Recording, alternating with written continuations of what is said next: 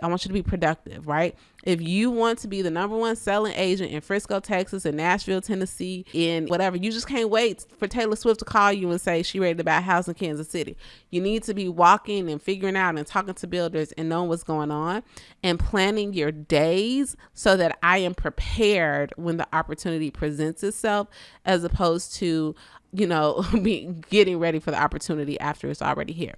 Hey friends, I'm Rosemary Lewis, your homegirl, and I'm so excited that you are here. I do not care what it looks like on Instagram or HGTV. This whole being a realtor thing is not for the faint at heart. In 2017, I quit my job as a teacher to follow my real estate dreams and quickly found myself overwhelmed and struggling. Fast forward to today. Not only have I been recognized as one of the leaders in our industry, I have actually grown a business that I absolutely love. I don't care if you're a brand new agent trying to figure out how to get started or a veteran feeling overwhelmed and just stuck. I was just like you, and I totally get it. Many times I wish there was someone that I could just talk to about all the challenges I was facing. And that is why I created this space just for you. Like best friends do, I'm giving you all the tea related to navigating and thriving in these real estate streets. If I can do it, guess what? That's proof that you can too. Everything's better with friends, so let's succeed together. Welcome to the Real Estate Bestie podcast. Besties, welcome to episode number 112, where we are going to talk about a day in the life of a realtor. And look, not any old realtor. Let's talk about like a six-figure boss realtor who is out here doing their thing, because I know that's what you all want, is to not only have a business that you love, but one that more than pays the bills. Okay. We're not out here just to survive. We are looking to thrive. So friends, if you're anything like me, as I'm recording this podcast and you're listening to it, if you're listening to it when it comes out, we're in that season where we are in that fog, between Christmas and New Year's, where you're like, what day is it? What's going on? All of that stuff, right? And I am right here with you. I definitely encourage some power downtime during this season in our lives. However, okay, if you are a little bit like me, and I know we're friends, we have done the prep work, right? We have looked to figure out what goals we want to achieve for 2024. We are locked and loaded, but listen, we know what our good friend James Clear says. He says that, people do not rise to the level of their goals. They fall to the level of their systems. So I have been taking the past couple of weeks and into the new year, really looking now what systems, what do I need to have in place, locked and loaded and rolling in order to actually achieve these goals that I have set out for myself. And one of the biggest things that I hear that real estate besties ask me all the time, it definitely was one of my big questions when I got into the business, is, okay, how should I be spending my time? You understand at some point that if you're coming from a different career, productivity in another career may look different than productivity in real estate. And I was always so intrigued, right, to get my hands on a sample schedule. Like, I wanted to see the people who were actually out here making money, like, what were they doing during the day? Because quite honestly, I must not have been doing the right stuff, right? Because I wasn't seeing the money in my bank account fast enough. And more than that, I would end my days feeling very non-productive. So before we even get into the meat and potatoes of the conversation, right off bat, I have something for you that I want you to go hit pause right now. You're going to go ahead and download it, but do come back to the episode because I'm really going to break some stuff down. But go to rosemarylewis.com/day, and you are going to get a free download of the day in the life of a real estate agent. So you're going to see a sample day. Actually, you're going to see a sample week. Plus, it's going to give you tips and just a little framework on how you can start planning this. Why am I giving this to you now? Because I want you to just really start, like, while we're in this foggy season, you're probably not out and about quite as much. You have a little time to kind of chill out. That's cool. But while you're watching those movies, while Netflix is watching you, Just have the little schedule out in front of you and just start to plan for what you would want your day to look like so that you can maximize your closings and your money, right? So we want to make sure that we're being productive with our day. So go ahead, again, rosemarylewis.com/day. It is a completely free guide, and definitely send it to your real estate besties. Like, give them that link too, so that they can go ahead and download it so that they can get their day together. So y'all, hold on. When I first got into the business, there's so much stuff that you can do that is quote unquote real estate stuff that is not necessarily actually helping your business. Okay. One thing that I found, I never forget, I have a friend named Keita. Keita, what up, girl? Keita's a real estate bestie listener. And Keita and I were with the same brokerage, starting off very similar. I want to say maybe I was one of us. I don't even remember who was probably a month ahead of the other. I remember meeting her at the orientation for the brokerage that we were at. And we just became cool. As a matter of fact, y'all, I want to say Keita was one of the first people that put me on Instagram. Or actually, it was a girl named Jennifer. But I digress. So Keita and I, one day I remember talking to her. We'd been and we would bounce things off of each other, talk about our experiences with open houses, or, really we were not making any noise, but we were just trying to figure out like, okay, what are you doing? Because this is what I'm doing, what's working, what's not working. And I remember one day I talked to Keita and I was like, listen, the only thing that I'm doing is I'm gaining weight because I'm going to all of this real estate stuff, right? I'm going to the lunches and I'm meeting with the lenders and I'm going to the title company trainings and, I'm doing all of these things that it looks really cool and legit on my calendar. And don't get me wrong. I was learning. Like, I cannot say that I was not learning things. But after weeks and weeks and weeks of doing a lot of these activities, I figured out, I am not making any money. What is it that I'm doing? The things that I'm putting on my calendar and the things that I am doing with my day, they are not actually moving the needle in my business, and I need to make a change.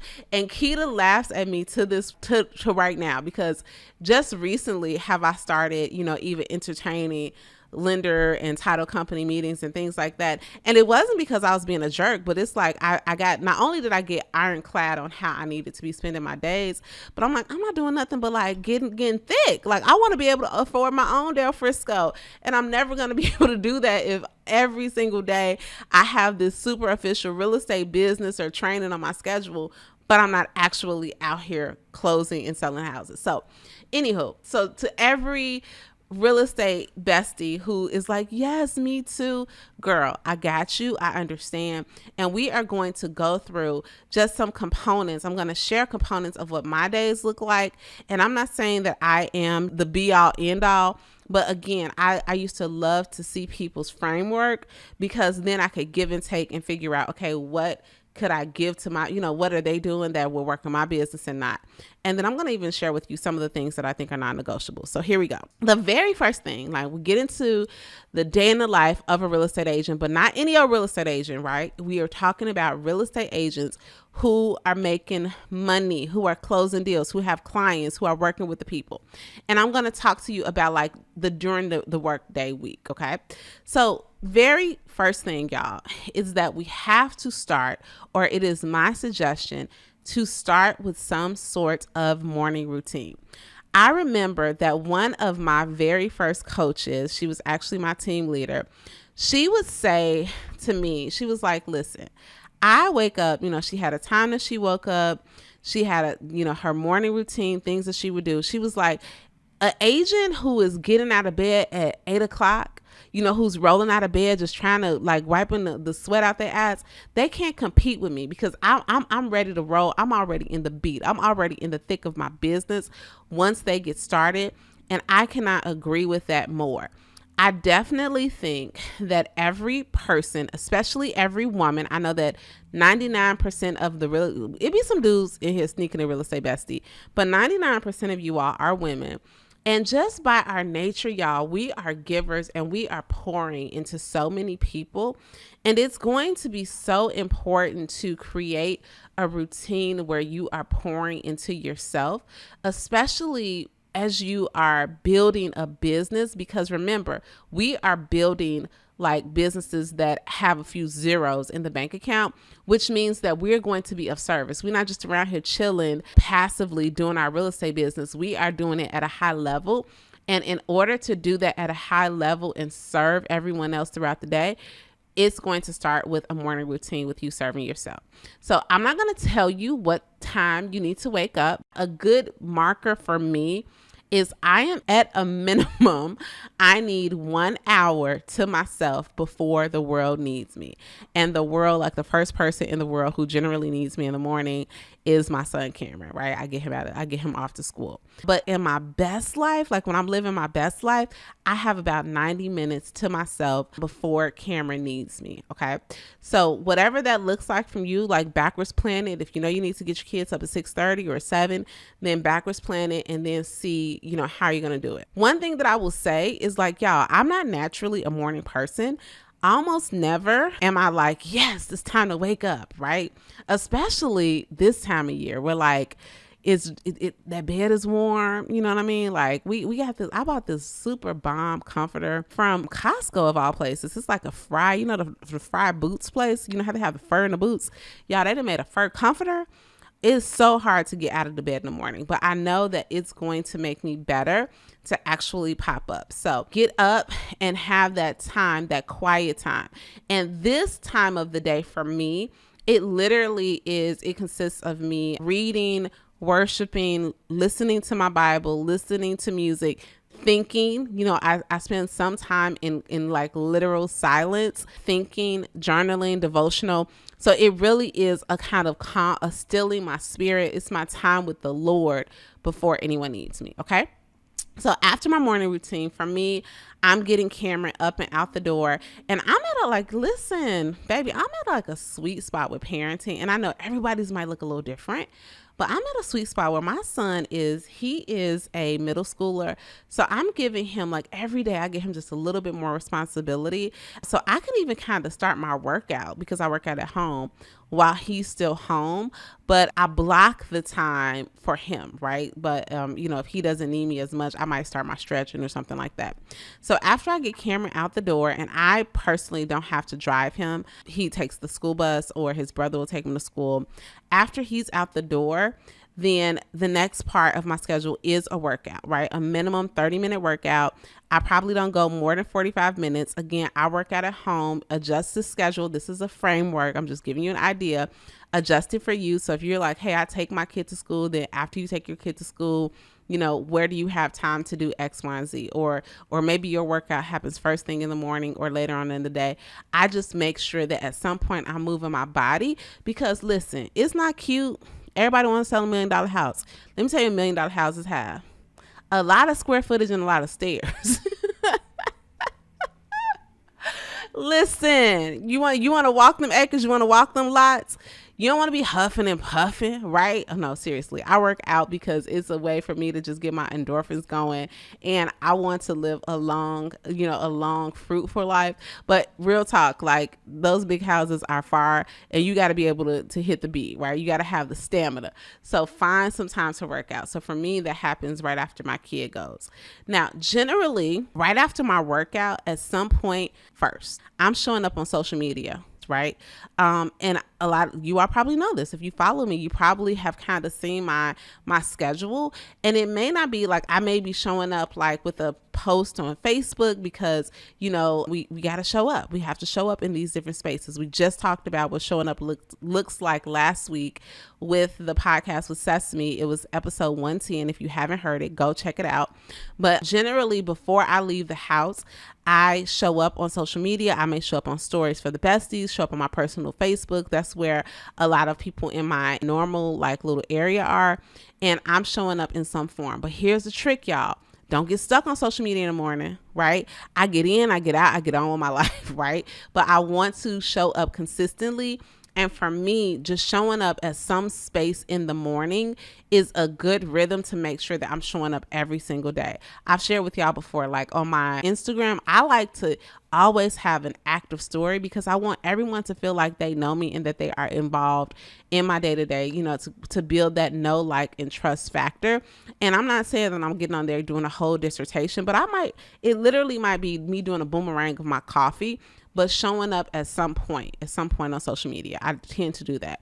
But here are a couple rules. Don't get stuck there. The other one is I make sure I do all my stuff when I'm at my best. Okay. I'm not at 100% with this, but when I'm very cognizant, when I'm really at my best, I make sure that I have my quiet time, I have my workout, and then I'm showing up on social media. Okay. Then I am getting dressed. I get dressed, getting ready for the day. I'm ready to roll. This may look different for you. Like I don't know if you're going into the office, if you're going to be working from home. It definitely varies for me day to day. More often than not, right now, I am actually commuting into my office. So I give myself about an hour, and I don't take a long time to get dressed. I know what I'm wearing before I go to bed at night. So I don't have to make these decisions in the morning to slow me down. That's something else. So then I am getting to the office. When I am at the office, okay, this is imperative, okay? When I get to the office, there are a couple days a week, and I know that your brokerages, they may have a sales meeting or a team meeting or something like that. That's cool, but every single day, I'm not having some sort of meeting. You know why?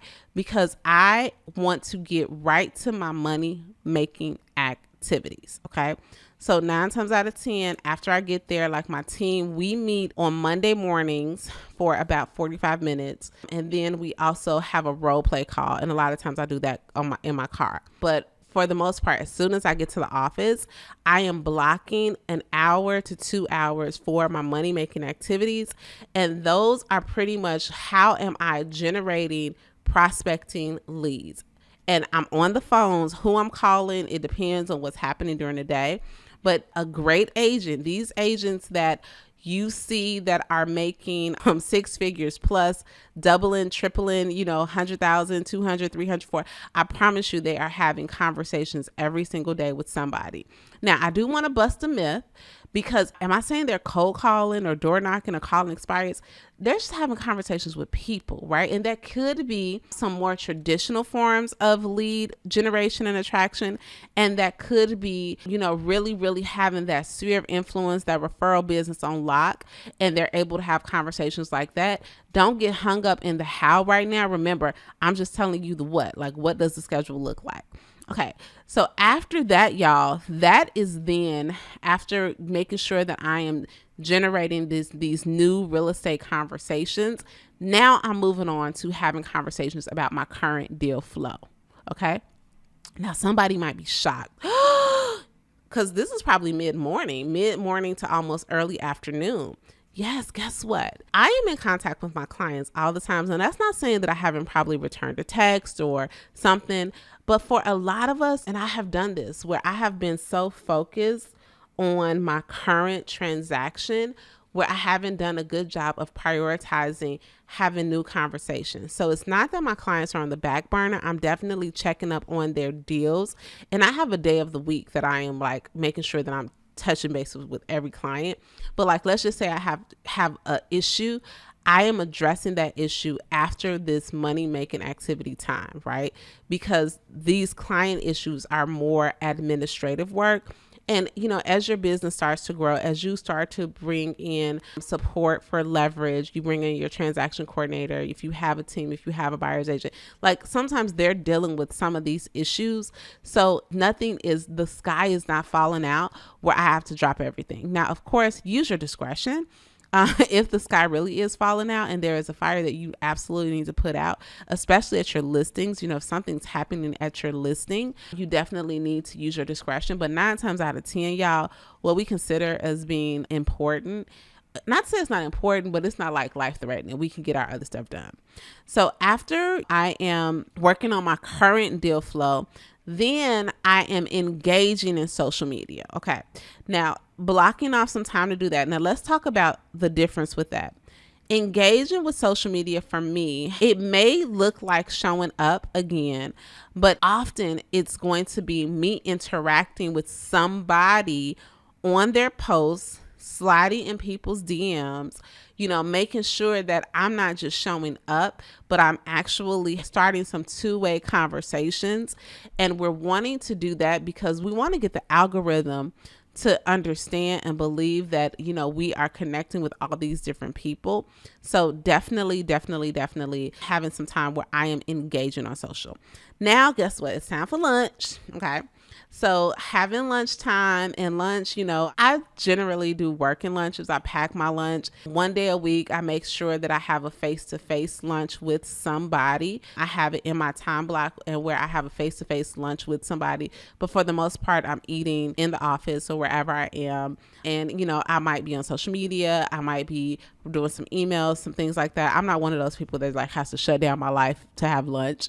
It's really a working lunch almost every day. Okay. Then after lunch, okay, it's time for these appointments. Where we going? Where we at? We in these streets? So this is when we are hitting the real estate streets. Now, sometimes what happens if you don't have an appointment? Listen, you have some choices, right? If you don't have an appointment, then is this a great opportunity for you to have some more lead generation time? Okay. Is this a great opportunity for you to expand your market knowledge? All right. So is this a time for you to go check out the builders? Do you need to go and check out the new restaurants? Is this a time where you can make sure that you're in spaces where you're handing out your business cards? Maybe if you are going to go to a real estate related training or event, you're doing it at this time after you have blocked your money making activities. Also in the afternoons, a lot of times for me, that might be when I am working on some administrative tasks, things that need my attention that I haven't delegated yet. So that is the afternoon. But for the most part, y'all, I really, really want my afternoon to be going on some sort of appointment. And again, if you don't have a listing appointment or a buyer appointment, then I'm going to set an appointment for myself to make sure, okay, if this new construction community came up, I need to go walk the models and have conversations with the salespeople, because now when I'm back making my calls, right, the more that I am building my knowledge base around what's happening in the market, now I'm able to have more intelligent conversations, right? I'm becoming more of a resource to the people who I would like to serve, right? So you're having all of these different conversations. So after you are having your afternoon appointments, in a best case world scenario, I really like to be home when my son is home or soon after he's home. And, again, I have an older kiddo, and then, my husband and my other son is at the house. So, we kind of tag team how that happens, but I don't want him to be home for 4 hours before he sees mom. And if he does, if that is a situation, I am letting him know ahead of time, because I'm time blocking. Hey, babe, but this is what mom has going on. This is when you can expect me. But I want to be home. I want to be present. I want to hear about his day. I want to do all of those things, right? So I am making space to be home early afternoon. A couple days a week, I may have an appointment in the afternoon. The way that I block my schedule, I'm only making myself available for evening appointments a couple days a week. And I know some of you are kind of like, well, you don't have to be available any day. No, if I literally before I got on this phone call, I had somebody for a listing appointment, and we were talking through when we can meet. And I didn't say, hey, when are you available? I said, hey, what works better for you, afternoons or evenings? He told me which was better, which was evenings. And then I told him, okay, great, I have an availability this day or this day, right? So when you understand how you need to structure your day based on what your family needs, based on what you need, it's not weird. People will go, they will fit in the box that you put them in, but you got to know the box in order to do it. Okay, so for me, most evenings, I have 2 evenings per week that I will make myself available for appointments, but that's not to 10 o'clock at night, right? I'm available for appointments until about 7 o'clock, 7 or 8 o'clock, 7 most nights. And then the other nights, I reserve one night a week for family. I reserve one night a week, I have Bible study and things like that. And then Friday nights are typically a date night with my husband, or we are doing life group. Now, when it comes to the weekends, okay, The weekends, I definitely show some flexibility. A lot of times, Sunday is our family day, but on Saturdays, for successful agents, and especially for as you're building your business, I think there is a trade-off where we're going to have to work one of those weekend days. And, for me in the beginning, it looked like a lot of open houses. It looked like, making sure that I was being, if I didn't have an open house and if I didn't have like a real estate, again, related activity, I might have been walking other open houses, not to steal people's clients. Okay. Don't do that. I heard somebody say, I went to open houses to try to, no. That other agent who did the open house, they did what they need to do to get clients. Don't go over to those people's house trying to get an open house. But I would go to open houses. Like, let's just say if it was something in my neighborhood or something in my city. Again, I want to know what's on the market. I want to know what's coming, because once you familiarize yourself, you will be in a conversation. Like, I'll never forget. I have these clients. I'm going to call her NJ. I will never forget when I met NJ. It was one of these situations where, have y'all ever like seen people on a Facebook group say, hey, I'm looking for, it was one of those mom groups. Hey, I'm looking for a realtor. Does anybody, when somebody really talking to real estate. So NJ went on the internet in a Facebook group and she said something about, that led you to believe she was looking to purchase a house. Everybody was commenting. I did a ninja move. I teach the ninja move in the Real Estate Bestie Academy, where not only did I get that deal, but y'all, she has been a referral queen for me. But anywho, I remember when I first talked to her and she was interested, and she gave me her price point in the area that she was interested in. And automatically I was like, I know the house. I know a house that I need to take you to. And she was like, really? Kind of in disbelief.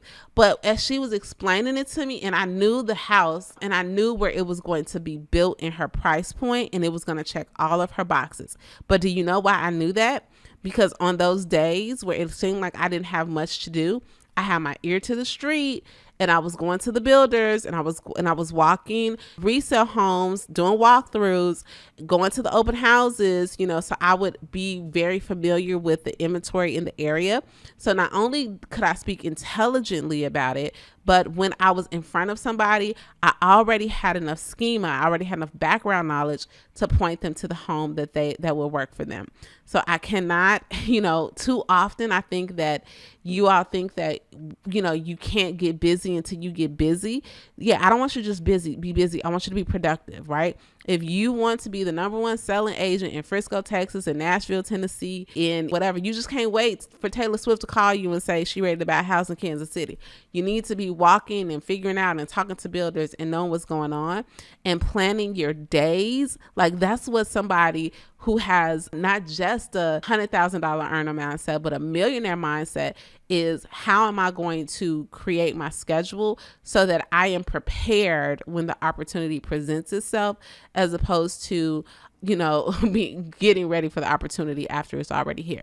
So at the end of every day, right after you have your, your family time or your evening appointments, you come home, you have dinner. Listen, it's time for that night routine. So make sure that you are ending your night with a night routine. And if you need a refresher, if you've never heard me talk about the importance of a night routine, I want you to just go skedaddle on to episode number 8 of this podcast, What's Better Than a Morning Routine, a Night Routine. Okay. All right. I hope this was helpful. Now, it's a couple things. I want you to remember this. Go and get that download. Remember, I have a freebie for you. It's a download. You want to make $100,000 or more, $200,000 this year. You want to start closing. You want to start planning your day for productivity. Go to rosemarylewis.com/day, and you're going to get a sneak peek in the day of the life of a realtor. And now look, we just talked about the what, like what you need to have in the day. But listen, the how is a whole nother situation. Knowing what to say, when to say it, who to talk to, how to have these conversations, all of the other things that we need to plan for, right? Because there are some things that we need to be doing weekly and monthly and quarterly for our business. So if you are like, Rosemary, I'm ready, but I need a little bit more guidance that's going to get me there faster, then let me tell you something. The Real Estate Bestie Academy is for you. And we are opening up the doors real soon because we want to give you all an opportunity to have a kick-ass 2024 from the very beginning. And Real Estate Bestie Academy, can I say kick-ass? I just said it, okay? My bad. I love Jesus, but sometimes those words slip out a little. So I want you to have such an amazing 2024. And if you are the type of person like me where you're like, hey, I'm ready to roll and I want to fast track my way to success, right? And I know like it's going to be a process for all of us, but you know, success does leave clues.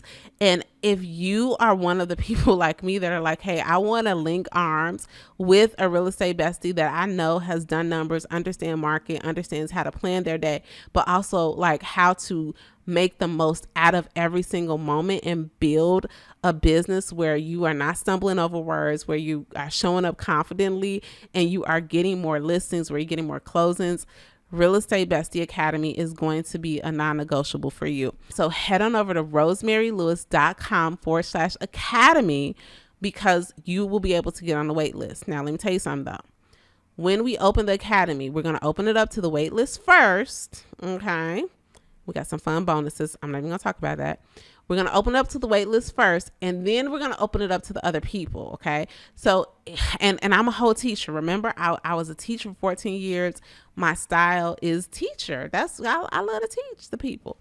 So because of that, we are going to limit how many people are going to enroll. So if everybody on the wait list says, yes, we're ready, then we won't open it up to everybody else. So it's going to be imperative that you get on the wait list so you'll be the first ones to know about it. So rosemarylewis.com/academy to get on the wait list. And don't forget to get your free download because you can start this process of just thinking through your day. You don't have to wait to get into the academy for that, right? This is the what, the academy is the how.